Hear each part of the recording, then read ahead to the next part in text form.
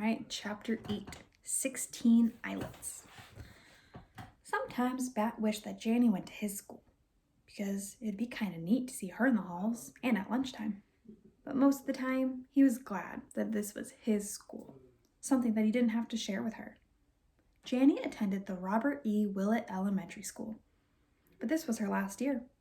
Next fall, she would be going to junior high. Bat went to a private school. It had smaller classes than the public schools, and his parents thought it would be a better fit for him, which was fine with Bat. Mr. Grayson was a good teacher who never yelled and who usually let Bat wear his earmuffs if things got too loud. Also, his school, the Saw-Wait School, was named after a type of owl. The main hallway of the Saw-Wait School was a busy place up until 8:35 a.m. when class officially started.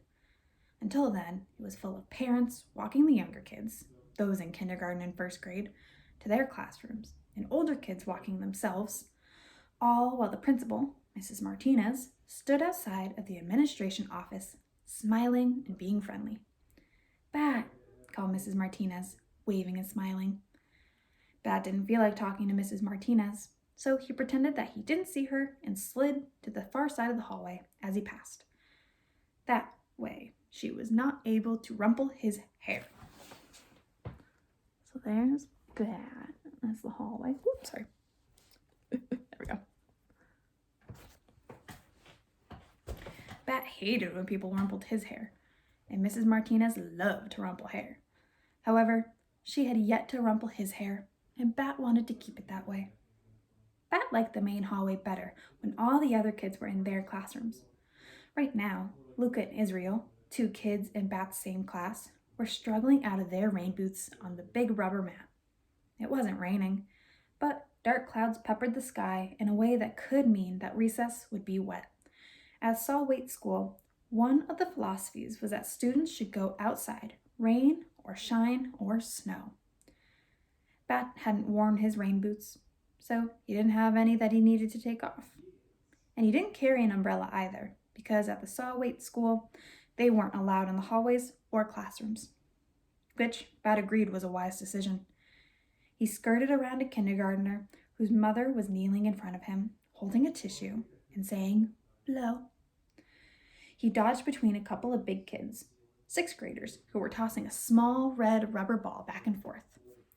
"Balls are supposed to be kept outside," Bat told the slightly smaller of the two big kids, a boy he recognized by the red glasses that he wore. "Not this ball," said the boy. "This is a special ball." Then he threw the ball over to Bat's head, and the other kid, or threw it over Bat's head to the other kid, a very tall girl, who caught it with one hand and then laughed. "It looks like a regular ball," Bat said. "Well, it's not a regular ball," the boy with red glasses said. Bat had a weird feeling in his stomach, like the boy was tricking him. He didn't know what to say. Just then, Luca and Israel came by, without their rain boots. "Hi, Bat," Israel said. "Do you think it'll rain?" "Maybe," said Bat. "Well, eventually, yes, but today, maybe." Relieved, Bat watched the two big kids move away toward their classrooms, still tossing the ball. "What do you think was special about that ball?" he asked Israel. "Nothing," Israel said. Then, Miss Kiko came out of the kindergarten room and rang her handbell. It made a gentle tinkling sound, which was way better than the harsh, painful scream of Janny's electric school bell system, which Bat had heard last year during a school play. It wasn't fun. To class, it's time for another day." Mrs. Kiko had a beautiful voice, which is probably why it was her job to announce the start of school. Bat followed Luca and Israel into Mr. Grayson's third grade classroom. "I brought 2 sandwiches for lunch today," Luca was telling Israel, "in case you want to trade for cookies." "Why would I want to do that?" Israel answered. "I brought my own sandwich." Bat knew why Luca would think Israel would want to trade. Yesterday, he had heard Luca tell Israel that she didn't really like her cream cheese sandwiches, and Israel had replied that he didn't like the turkey one that his mom always made. "I would trade anything for a cream cheese sandwich," he said. He listened to see if Luca would remind Israel of what he had said, but she didn't. Probably Israel was just being nice, Bat interjected, to make you feel better about bringing cream cheese sandwiches to school every day. He probably didn't really want your sandwich. Israel turned around. His face was red, and his eyebrows pointing toward each other, making a wrinkly crinkle in his forehead. Dude, he said to Bat. Bat waited for Israel to say more, but he didn't. Just that one word, dude. Then Luca started crying, and she shoved past Bat to go to the back of the hallway. He watched her run into the girls' bathroom. Mr. Grayson came over. He was wearing his bright orange tennis shoes today. Bat liked it when he wore those shoes. It was like he was wearing suns on his feet.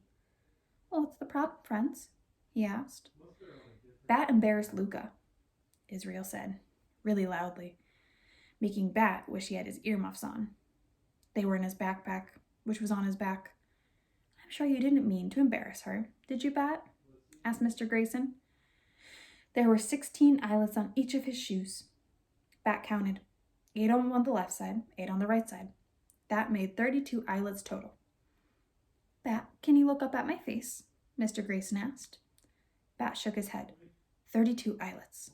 His own shoes had half as many, 16 eyelets, 4 on each side. Each shoe. Mr. Grayson sighed. "Okay, Bat, go sit at your table." Bat wondered if anyone in the class had more eyelets on their shoes than Mr. Grayson. He kept his eyes on the shoes as he walked through the classroom. Nope, no one did. So eyelets are the little holes that the laces go through. Oh, that was the end of the chapter.